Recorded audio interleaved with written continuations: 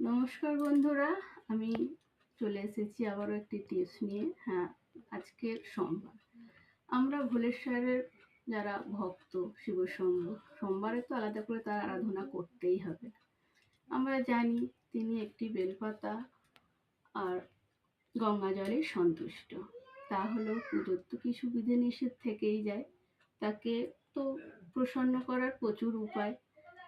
আমরা তার পছন্দের ফুলও প্রচুর, যেমন আকন্দ, ধুতরা, কলকে, অপরাজিতা।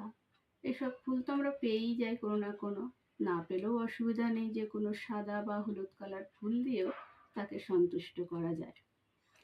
আমরা জানি সোমবার দিন তাকে একটু দুধ অভিষেক করলে তিনি আরোই সন্তুষ্ট হন। কিন্তু তার আগে যেটা আমরা করব, ভোলে মহেশ্বরের শিবলিঙ্গে ঘি বা মধু ভালো করে মাখিয়ে নেব।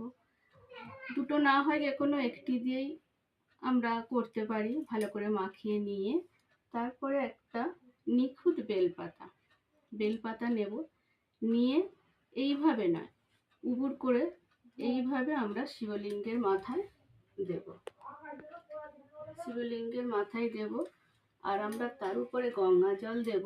সেটা অবশ্যই পিতলের ঘটি হতে হবে। আর তার সাথে আমরা ওম নমঃ শিবায়, ওম নমঃ শিবায়, ওম নমঃ শিবায়, এটা 3 বার, 5 বার, 8 বার, যে যতবার পারেন বলতে পারেন। আপনাদের দেখবেন অবশ্যই মনস্কামনা পূর্ণ হবে। নমস্কার। কমেন্টে লিখুন জয় শিব শঙ্কর।